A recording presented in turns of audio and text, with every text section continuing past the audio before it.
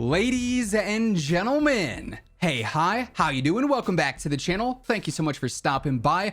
Later on this week, with the launch of Season 3 in Warzone 2, MW2, and DMZ, we are of course going to see yet another massive weapons update. This is set to include a handful of new weapons right at launch within the Battle Pass, but then also even more weapons with the mid-season update or the Season 3 Reloaded update, alongside plenty of weapon adjustments as well. We're going to see buffs to some of the underutilized and more ignored weapons, if you will, alongside some nerfs to some of the more overpowered and abused weapons too, to overall balance things out in the general meta. And today we are breaking down everything we currently know about said weapons updates. So let's start first with all the new additions. Recently, with the reveal blog for Season 3, we got some new details on all the weapons coming with the seasonal update, both the mid-season update and the launch update as well. So initially here, by far the most exciting weapon update maybe of MW2 and Warzone 2 so far is coming in the form of the FJX Imperium,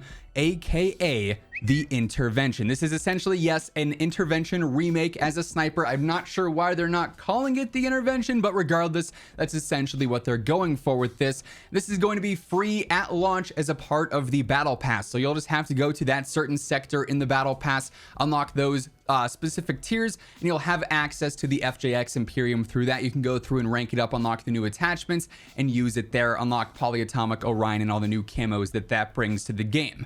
This is the current description of the FJX Imperium. They say this is engineered destruction at its finest. This anti-personnel bolt-action sniper rifle intervenes in tense situations with hard-hitting 408 rounds. So a bit more of a straight-to-the-point description than some of the other recent weapons in the past that have like full-on paragraphs written about them. But I mean, it's the Intervention. What more do they need to say, right? Hopefully they do it justice in this game, both between multiplayer and Warzone 2, and this is probably going to be one of the more used snipers in the game, considering snipers so far have been pretty lackluster. And I mean, they're not dumb. They know for a fact it being the Intervention is going to equate to Battle Pass sales, bundle sales. Whenever a new bundle is introduced that features a blueprint for this gun, it's going to be used a lot and probably going to be pretty strong if I had to guess.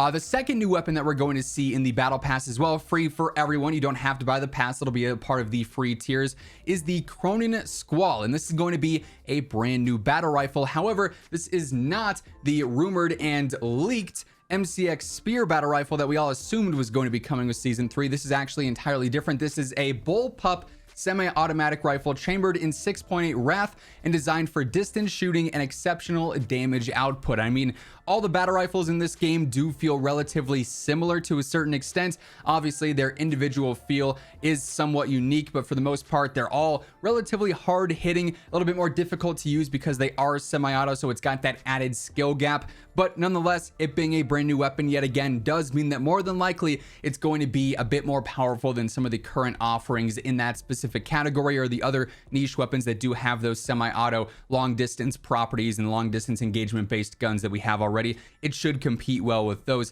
Again, a pretty to the point description though when it comes down to it. So those are the two launch weapons. We'll get those right away as soon as Season 3 drops in the Battle Pass.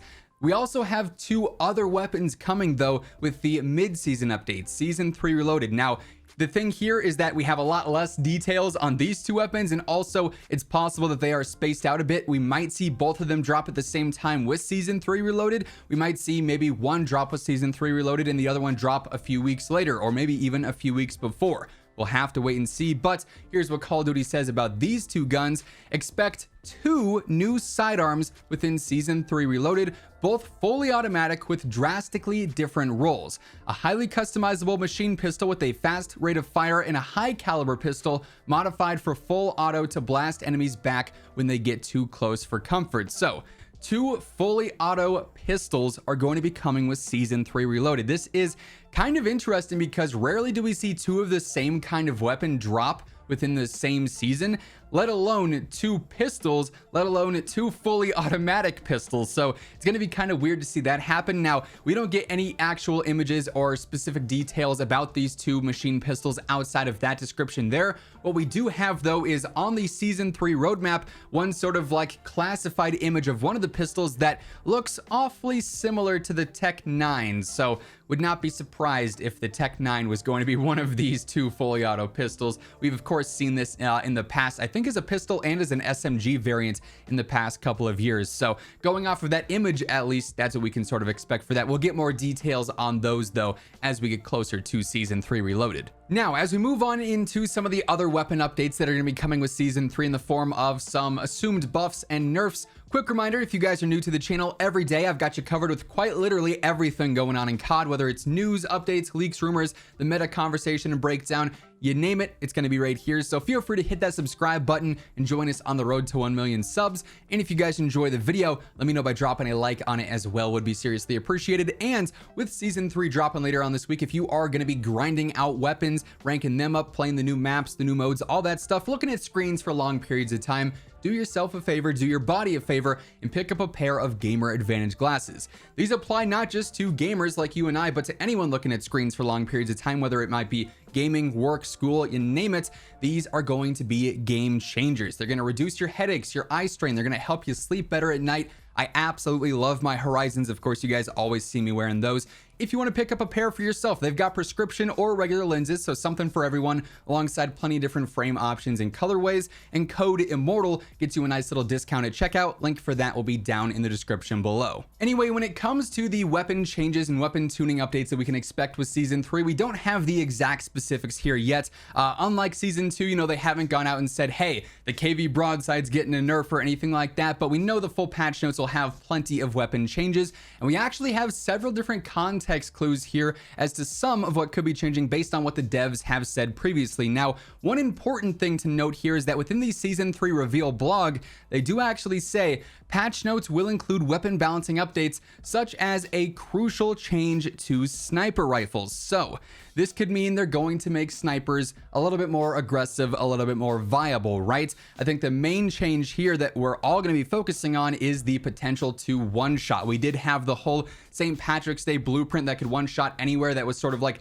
a test, a quote-unquote test, to see how the community would react to that. I don't anticipate snipers are going to be able to one-shot to any part of the body like that blueprint could, but would not be surprised if we did see some drastic changes to sniper damage in some way to make them more viable, especially in the Warzone meta. That's really where they're lacking. You know, in multiplayer, they're usable for sure, and especially with the intervention dropping, I mean, they'd be costing themselves money if they didn't make it like an absolute top tier option, right? Everyone's going to be looking to use the intervention again. So just simple business stuff there says it's probably going to be pretty good.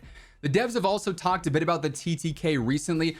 You know, we've covered this from like our Season 2 Reloaded, you know, dev call a while back, that they said they're pretty comfortable with the long range TTK. There are a few standouts there, you know, things like the RAL that have pretty ridiculous damage are still very good. Some of the LMGs in general are a little bit more dominant there than maybe they should be. Rifles, for the most part, feel pretty balanced. The battle rifles, the marksman rifles feel pretty good there too. So I wouldn't personally expect many changes to the long range TTK or the long range options there based off of their wording. They did say though they are monitoring more so the close range meta and the close range TTK, because that is still feeling pretty fast. So we might see more adjustments to some of the SMGs to bring them back more in line with some other options there. We also have, you know, some rifles too, things like the Chimera and the 74U that are ridiculously good up close, that could see some changes there because they're outgunning SMGs, they're outgunning rifles, and that close range TTK is still feeling very, very fast, a bit faster than what the devs would like to see, as they've mentioned in the past. So that's really where I would expect the majority of the focus when it comes to weapon changes, but again, we'll have to wait for the full details there. Once those patch notes are out, I'll be covering them ASAP, so stay tuned for that alongside everything else going on in the world of Call of Duty by hitting that subscribe button. Be sure to turn on those post notifications as well, so you'll always know whenever I post a new video. And if you guys enjoyed this one, let me know by dropping a like on it. It does really help the channel grow as well. But all that being said, that is effectively everything we currently know about the new Season 3 weapons update, and that's going to wrap things up. Once again, thank you so much for tuning in, and until next time, take it easy, have an awesome rest of your day, and I will catch you guys later. Peace out.